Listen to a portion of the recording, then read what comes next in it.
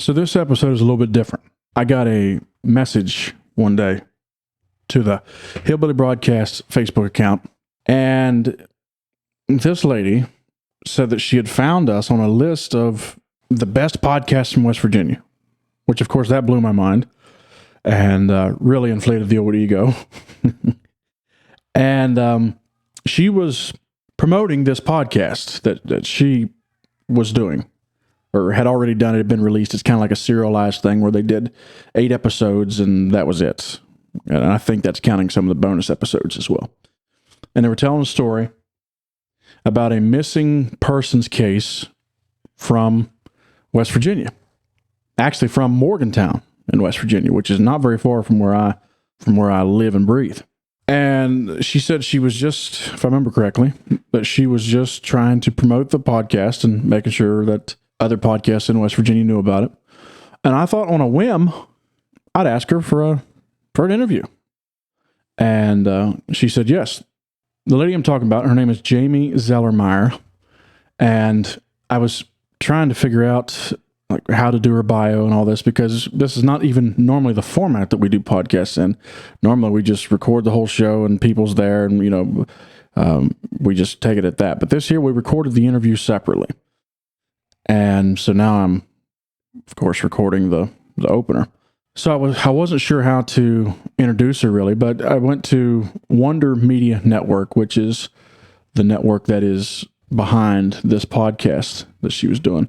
By the way, the podcast is called I Was Never There. And you can find it anywhere that you get your podcast, wherever you're listening to us right now. You can find it there. I Was Never There. And it's about a disappearance of a lady from, actually a pretty popular lady from Morgantown, West Virginia back in the day. But I went to wondermedianetwork.com, like I said, which is the network that's behind this podcast. And they have a bio for Jamie written there. So full credit to Wonder Media. I'll just tell you what it says here. Jamie Zelermyer has been a New York-based producer and production executive for the past 20-plus years. Currently, she is the co-host and creator of I Was Never There. Jamie also teaches group and one-on-one film and television pitching sessions, giving attendees practical strategies and practice before they pitch to outside companies. She was the vice president of physical production at Focus Features / Rogue Productions. Prior to Focus, Jamie was a line producer and production manager, working on films such as Igby Goes Down, Boys Don't Cry, and You Can Count on Me. Jamie is the president of the board of directors of New York Women in Film and Television and is an advisor to New York Women in Film and Television's The Writer Lab, a program for female writers over 40, funded by Meryl Streep and Nicole Kidman. I'm not going to beat around the bush here. I was nervous before we had Jamie on because one of the reasons why, she's serious. I even saw where she had written an article for Newsweek promoting this podcast. I think her mom, at least her mom, maybe both of them, were interviewed for a Rolling Stone article. These are legit people, and Jamie is a legit guest. And I also, they live in New York City, which I don't have very much in common with people from up there. I just don't. I don't know. I don't know if I know anybody. I met somebody over the summer. I did, that lived in New York City for most of his life. So there's one. But we got to talking to Jamie. It was me and Missy. And we really enjoyed talking to her. She's a very nice lady. And they did a fantastic job on the podcast. I Was Never There. And of course, I didn't think it would come up, but we actually got to talking about the old CHM a little bit, the old conservative holiness movements. I never thought it would come up, but it did. But anyways, Jamie, thanks again for the interview. And we really love talking to you. And all right, for everybody else, here's Jamie Zelermyer.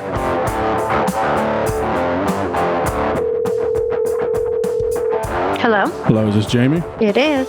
Jamie, it's Phil. How you doing? Good. How are you? I'm doing all right.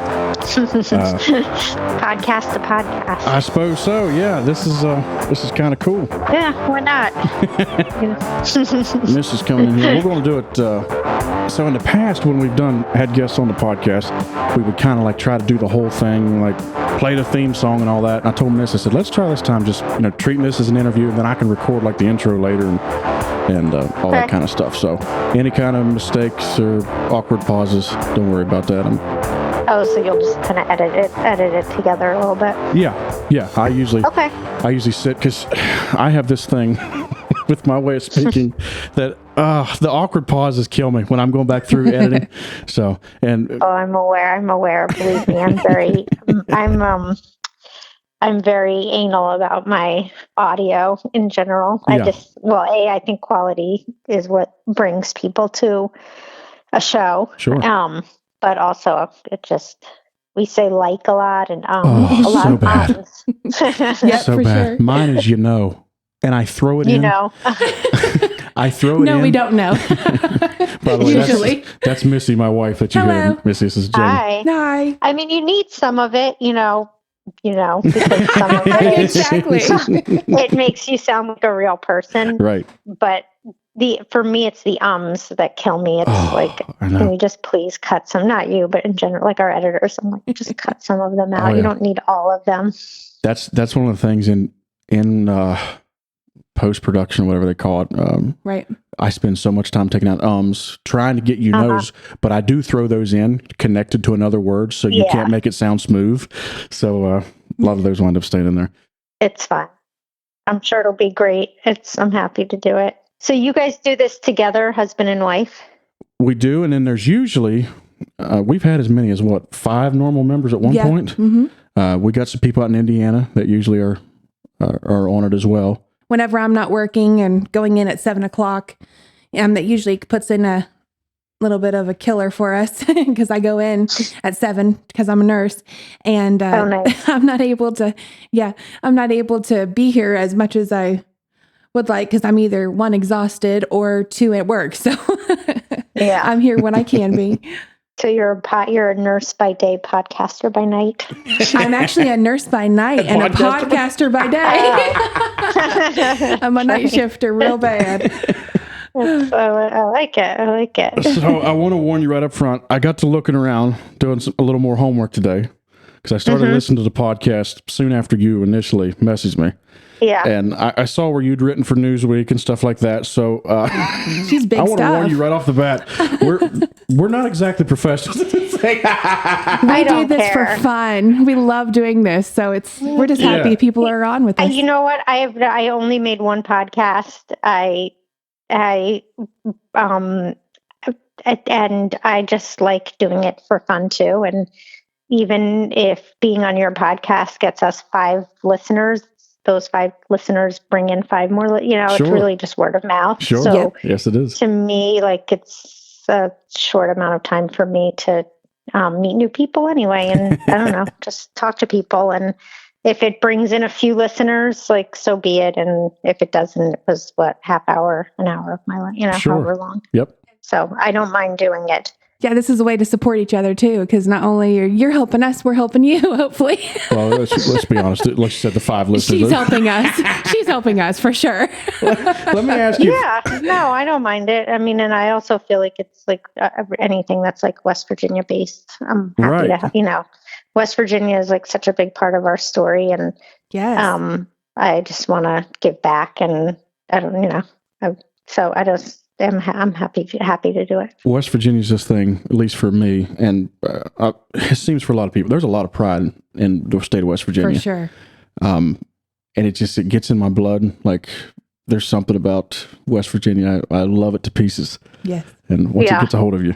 Yeah, that's how I feel. So that's why I feel like if it supports another West Virginia, a group doing something, then I'm happy. Then why not? You guys seem nice. Thank you. Well, you do too. So let me ask you up front then, tell everybody your ties to West Virginia, because you're located in New York City now, right? I live in New York City my parents moved to West Virginia when I was 10 days old. And they were back to the land hippies and kind of trying to figure out a different way of life. And as I'm sure you know, in the 70s, land was pretty cheap in West Virginia. Yes, it was. And there were also a lot of alternative communities sprouting up also. And my mom had actually gone down there before I was born. She had, I don't know, hitchhiked across country and then ended up in West Virginia with some friends. And she just, when she got there, she was just like, I love it. This is like where I belong. Mm-hmm. It wasn't where she belonged forever. She ended up moving back to New York, but she stayed there for, I don't know, 11 years, 10 years. And my dad actually stayed down there for a lot longer. He lived down there for maybe 15 years and probably would have stayed down there, except that my mom had moved to New York and my sister and I moved. But sure. When we moved down there, we lived in Braxton County. Then we moved to Morgantown. We lived in Charleston a little bit. So now you said back to the land hippies. Explain that a little bit for me. I mean, it's fun. You know, hippies is kind of a funny word. It means many different things, yes, but they have been living in the city, in New York City, and kind of just felt like there was maybe a better way to live that was more sustainable and more off the land, you know, through gardening and animals and also just living amongst more people, and living kind of more communal, living with other people. And that they just felt a lot of sort of alternative people who were looking for an alternative lifestyle. Like I said, like the land was pretty cheap in West Virginia in the 70s. Oh yeah. And also it was quite beautiful. It is quite beautiful. And people were just drawn to the state. And so they wanted to, I don't know, they wanted to try and, you know, build a better world for their kids. And they thought they could do that by living off the land, or at least trying. Now they didn't have enough money to do all that, and eventually they had to move back to a city. But but I think they loved doing it while they did it. Is that kind of like homesteading? Is what they call it? Yeah. Okay. Yeah, I mean, they built their own house. Yeah. Mm-hmm. As did a lot of other people that we knew, and living off the land. Yeah. Living off the land. I mean, you know, they had jobs like construction or in helping other people. And my dad eventually did go to law school at WVU, but not until he was like in his mid to late 30s, honestly. Sure. But I don't know. They were just trying to do something that they thought maybe was cleaner and more sustainable and better for the planet. Right. And better for the children too, like living better for the children. Cleaner. Mm-hmm. Yes, absolutely. Yeah, except they were smoking a lot of pot. Depending on who you talk to, some people really like that. As a nurse, I have my views on it, but that's because I see a medical side of it, and I also see another side of it. So it's it's definitely a lot more acceptable nowadays than it would have been in the 70s. I'm sure. For sure. But I'm sure especially back then they were smoking the good stuff. So that's definitely a different topic altogether. And they didn't think it should have been they didn't believe it should have been legal. Really? Illegal. Okay. Okay. Sure. They didn't consider it a drug. Yeah, I heard your mom mention that. Yeah, I was thinking recently about like what's changed and what hasn't changed and what feels similar. And the funny thing is that the whole marijuana thing actually is what has changed, because now it's illegal in a lot of places now, and all the medical stuff. So that is a big change. I mean, a lot of the environmental stuff is still the same, and a lot of the stuff is the same, but the weed has come a long way. It sure has. Yes. In some places, it's like actually okay to smoke it, like it's legal for the state, but work does not allow it because it's still federally illegal, right? I think that's. I'll be honest with you. Play something. Work meaning you'd be drug tested. Yes, so they're afraid of you'd be under the influence of certain things. So instead of that risk, which I don't get, because you know how people are allowed to drink and do alcohol. do Of course. alcohol. I like how you said that. Yeah, right. You guys doing alcohol? We're just doing alcohol Let's here. do it. Yeah. That's how you guys do it. Yeah, we do your it. house. Just sit around and do doing it. alcohol. Okay, that wasn't the best terminology. Sorry, but No, I like it. but like there's certain things that they don't want to take a risk on, so they would be like, "That's a little risky behavior. We'd rather you not do that as a representative for our company." Yeah. Yeah. Yeah. It's in a weird spot right now. Yes, it is. Something that I noticed with your something I learned, I had no idea about. So I'm born and raised West Virginia. Mm-hmm. However, I was, my dad was a preacher. So that gives you an idea of the side of West Virginia I saw. I had no idea.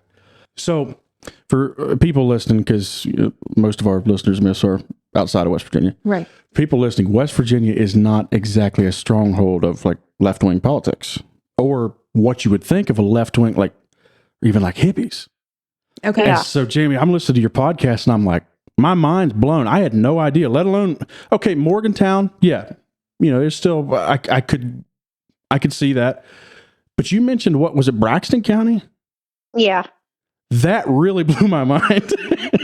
I had no idea. I don't even know where that is, to be honest, in the state. It's like, I think it's like the Flatwoods area, I believe. Okay. Am I right, Yeah, Jamie? Yes. It is. Yeah. Okay. I had no idea that like there were these, like these communal living areas and like All over. yeah. You think of West Virginia, you think of ultra conservative, ultra Christian, that kind of stuff, and I'm like, yeah, I was really surprised. That was probably one of the most interesting parts that I picked up from the podcast. I have to ask real quick, are nudist colonies part of this whole thing?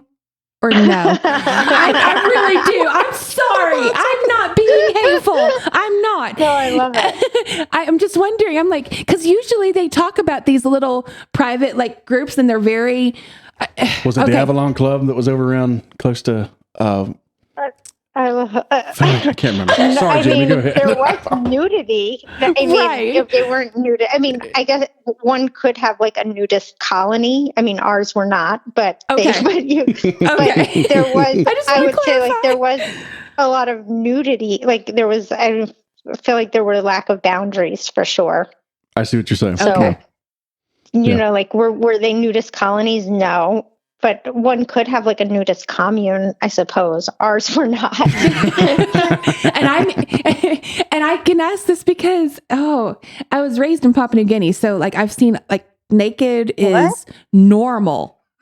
So and that's why in my head I'm like, okay, so you mean they're living off the land like we did in Papua New Guinea? They're probably running around butt naked. I'm used to this. So in my head, Wait, you were raised in Papua New Guinea? Yes, I was. Yeah. Backtrack. Yeah. So Jamie, when we say like I am born and bred West Virginia, Missy is not. Yeah. Missy's from everywhere. I am 10 minutes away from Cannibals living for about 8 years. Yes. Wow. Because your parents were Missionaries. Oh. Yes. I not see? Like, I just want to do a podcast on you guys and ask you questions. I'm sorry, say please. This is about you. Yes, we can do one later.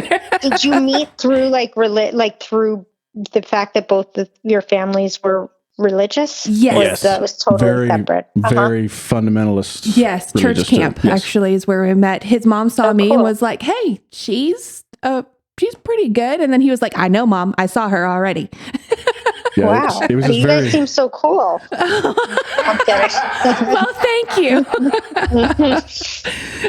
We don't seem So you- weird. Kind of, but in a good way. That's good.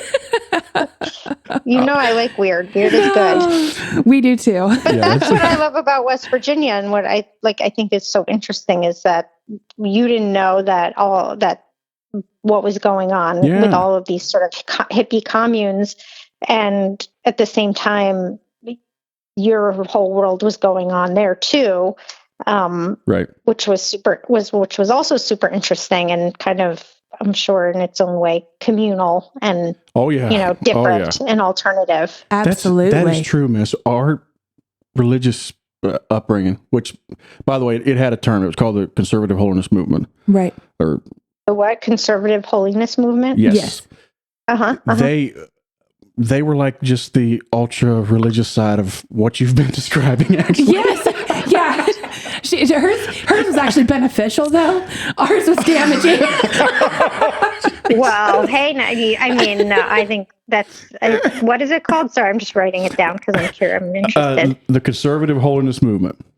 Conservative holiness movement. Yeah. Sorry, no, this isn't great for the pod, but I'm No, curious. this can all be edited out. Don't worry about that. No, but it's all, I'm just saying it's all like relate, in a weird, it's like everybody's trying to find their own, Yeah. Yep. their own alternative So the best style. the best way I could describe it to you is, are you familiar with Mennonites? Yes. So they're like Amish, but not as Amish, like the women. Uh-huh. So ours were like, it was very much like that, wasn't it, miss? Very much like that. Like, Okay. But you're not in it anymore? No. As in, I wear makeup, cut my hair, wear jewelry, wear pants. I'm the can only evil imagine. Jezebel. Where do you guys live in West? Like, what part of West Virginia do you live? Philippi. Uh-huh. Just an hour south of Morgantown. Yeah. Grafton is 26 miles away from Morgantown, and we're like 12 to 14 miles away from there. It's about an hour. Oh, nice. Yeah. So, okay. I came from a group called the Bible Missionary Church. If you want to just look up that old. And, But also, Jamie, I'm sorry, this has went down a rabbit trail. yeah, it did. A lot of these people don't believe in internet. Yes. So like with some of the, if you decide to just go looking around, it can be challenging because it's so secretive. Oh, I see. Yeah. Yeah, they don't like to talk about things. They don't approve of video either because that's evidence. Yep. They're very. Ooh. I never went to a movie theater till after me and you were married. Yes. I was like yes. 20. We couldn't even 21. go to places that had alcohol. Yeah. Do you guys have children? Yes. Yes, we got one little fellow. We got one little boy, and it put me in heart failure. So they told me no more. This is a happy story. Yes. No, I am loving life, man. Let me tell you. If my How days old are is he? short, he is 5 months. Oh, you have a baby. Yes. Yep. Aw. Nana's in there giving him some lunch right now, or dinner, whatever you call it. My days are all messed up. So anyways, where was I at? Yeah. I was asking about something. I don't remember. We were talking about how Hippies and alternative. That you didn't know any of that was there, which is interesting to me because they were all over. But it sounds like you guys were pretty isolated. Now that you mention it, that's probably why we never heard of it. yes, she's right about that. Because they always preached against hippies. That's one of the reasons why our group they couldn't have beards. It was a sin to have beards because hippies had beards. I'm not kidding. Yeah, they would always say it's dirty and it's not a good representation. They always this day, some of them will still say the hippie movement. Like, yeah, who does? and I'm kind of like they were actually better off than what we are, so leave them alone. Anyways, I got some notes here. Let me go back to my. Yeah, we rabbit trail for sure. So I guess just give me a little bit of an overview, like about your podcast, like who was Marsha Ferber and things like that. Okay, so the podcast is called I Was Never There, and it's 8 episodes, and it is really looking at the disappearance of a good friend of my parents. Her name was Marsha Mudd Ferber, and she disappeared in 1988, and she was the owner of 2 music venues in Morgantown, one called the Underground Railroad and the other called the Dry House, and she was really kind of, those places were sort of cultural centers in Morgantown, and musical centers and places where young people could go and feel safe and maybe even have some diversity and hear good music. Mm-hmm. And she was also selling weed primarily, maybe other stuff. And on April 25th, 1988, she disappeared without a trace. And so my mom and I have been trying to figure out ways to tell our story. The back to the land story and this kind of like alternative lifestyle 1970s, 80s story. And also like the idea of parenting, how we were all parented in this, in the 70s and 80s. And it just connected with this other story of Marsha's disappearance. And so we tell kind of all of those stories Sure. together. And it's my mom and I are co-hosts, which people seem to really appreciate. Oh yeah, it's very good. Mother-daughter dynamic. Yeah, I don't think I know a podcast that has a mother-daughter. That's cool. It's very good. So one of the things I really liked about it too was the style that you guys put the interviews. It feels like a documentary for your ears because you've even got like some of like your conversations in the cars. You're looking for a location or something like that. It is very well done. I urge people to go check it out. And yeah, it's a great story, and that is cool too. You don't see the mother-daughter team very much. Yeah. In the podcast world. Yeah, I mean, we wanted to. It's kind of like telling a story, but without the visuals. So you know, right. The hope with that type of storytelling is to give people, without kind of showing them what it looks like, give them a sense of what it looks like through the audio. Absolutely. And for myself, like I'm driving a lot for work and all that, and being able to listen to something, I honestly enjoy it better than sitting down and watching a documentary because I can be working with the chickens or whatever, missing, Yep, not be tied up. Working with chickens. Yeah. Oh my! Rabbit trail again. No, but like it's very good.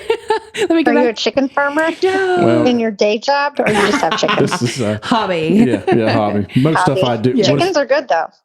Yeah. Well, honestly, I mean, like my mom was just telling me about the price of eggs lately, miss. Oh, it's terrible. And Oh, ridiculous. Yeah. so that's one reason why. And of course, Anderson coming along, I was like, I'd like to maybe give him some better food than all the hormone pumped up stuff. I sound like one of those hippies. You're going back to exactly like she are said. back to the land hippie. Yes. we want to join. Where do we go for that? You just got to. You're creating your own. Yes. You're creating your Outskirts of Philippi. Yeah. Yes. We have 4 ducks and 20 chickens. Oh, that's nice. Roughly, yes. Yeah. So. So you mentioned in the podcast that like, and you mentioned here as well that there was this diverse scene there at the Underground Railroad, which is now I think 123 Pleasant Street, right? It is. Yeah.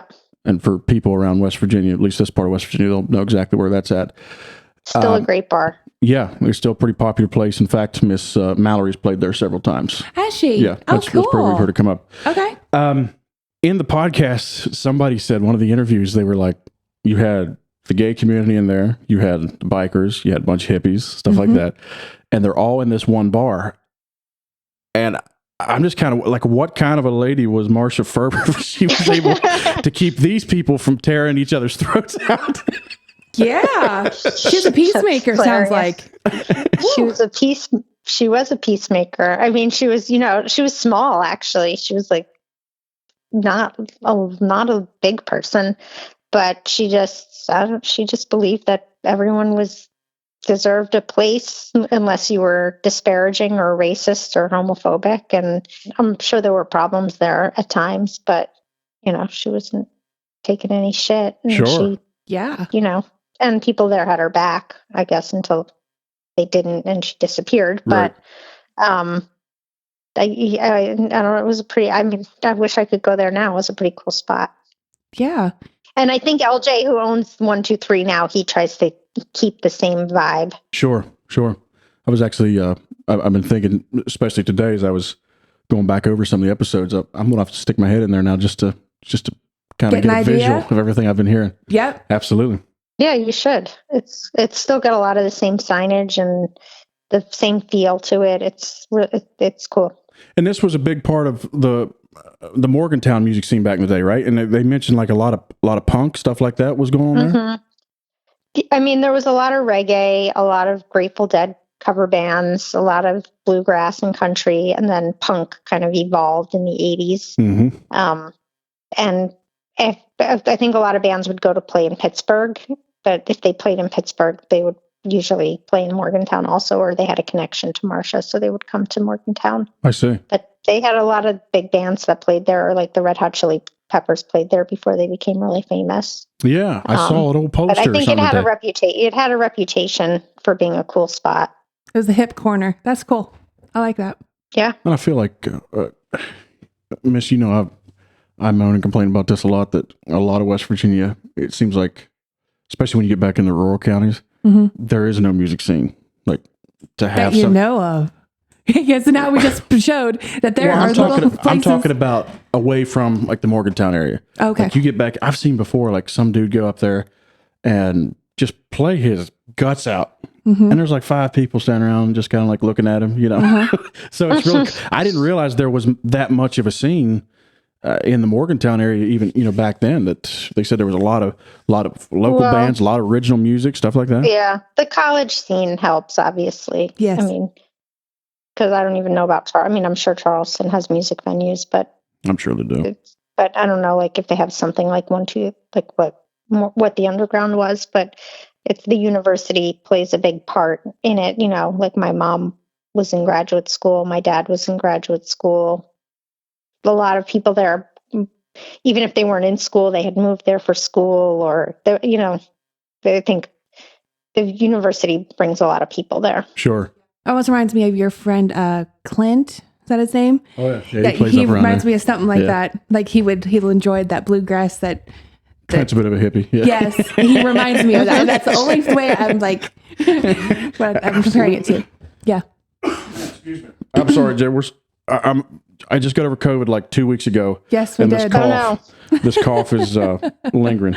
I just want to ask you and let me know like anything that, because obviously we don't want to give it all away. Right. Because we want people to go look at or listen to her podcast. Yeah, Yes. I mean, the podcast is really looking at the disappearance as we were given tips and clues, and then also just what West Virginia was like in the 70s and 80s. So actually, I have a behind the scenes question then for you. Yeah. What was it like with you just kind of getting the help from law enforcement and stuff like that? Do you just kind of go waltzing in there and say, "Hey, we're doing a podcast," or and how did they look at you? They were very nice. I mean, primarily we dealt with Detective Scott, PJ Scott, and we did interview his dad. But they, you know,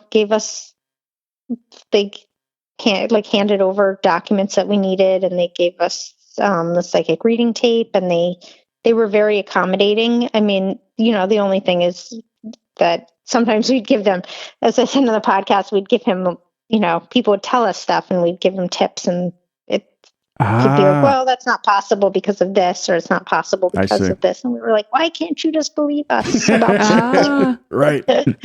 Right. You know, it's hard. It's like the case was like 35 years ago.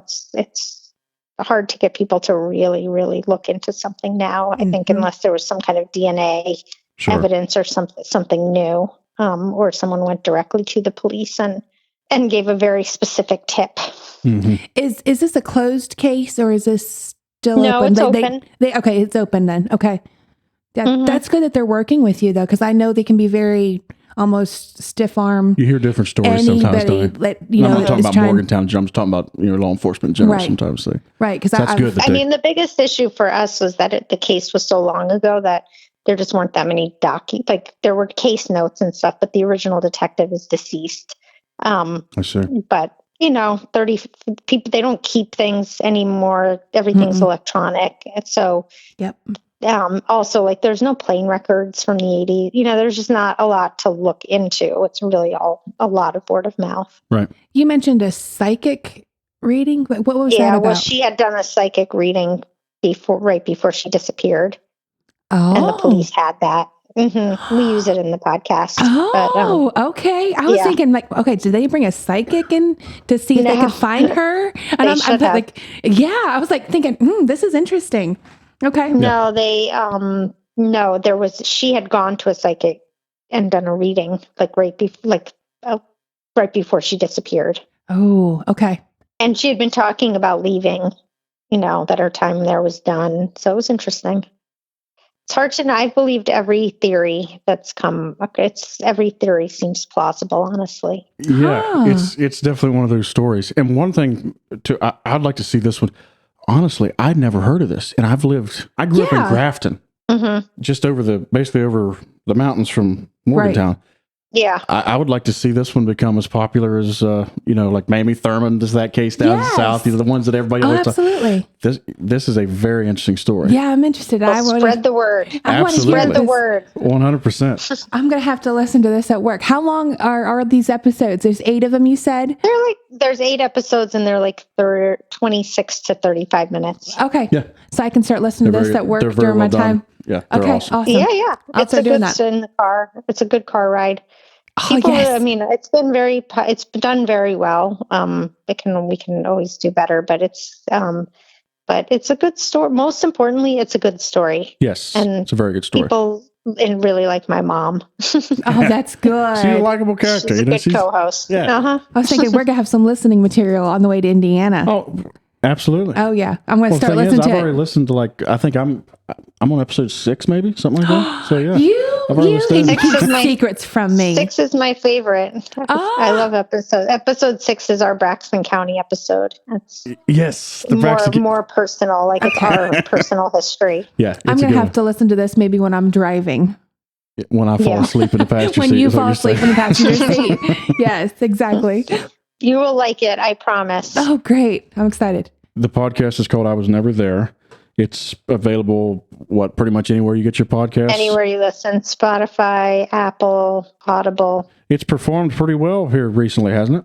Yeah. No, I mean, it's just, it's very word of mouth. So we appreciate anyone sharing with friends. But it's, people, especially people in West Virginia and Appalachia, they really, they appreciate the storytelling. They do. In West Virginia, we're one of those things like West Virginia loves anytime we get a mention. So yeah, we're all like, yeah. Like I love that Alabama song because it says West Virginia coal miners. Yeah, and we all just go crazy. We're just like, we're tearing the place down. Yeah, we went and saw them at the state fair where everybody's waiting for that line in that song. Let me tell you, they will bring the house down when you're down there. The ground shaking, everything. Yes. And we get a lot of messages actually, and we just got an email today from someone who was another child like I was of like these sort of alternative communities. And she was so grateful and appreciative and that like somebody told the story. And there's a lot of different West Virginia stories. And I think unless you're from there, it's hard. You just don't know, right. And I think there's stories that should be told and they're super interesting. Absolutely. That's awesome. Absolutely. It's a cool place, West Virginia. It's a very cool place. We like it pretty well. Yes. We don't plan on leaving. Jamie, I appreciate the time so very much. Thank you. It's been fun, actually. Yeah, yes. This is good. I tell you what, just for fun, if you ever start poking around that CHM thing, let me know. That's yes. If you have any questions, just feel free to message us because we have stories. There's some funny stories. I wrote it down. The conservative holiness movement. Mm-hmm. Well, also we're thinking about maybe doing ours as a TV show. And but what's interesting about ours as a TV show is that there were all these other things going on in West Virginia at the same time. And yes, you're right. So it's like the holy, it's like we were, it's important to show all aspects of the different types of communities and what was going on in West Virginia and also how they can intersect or not. So I'm always interested in like other things that were going on at the same time.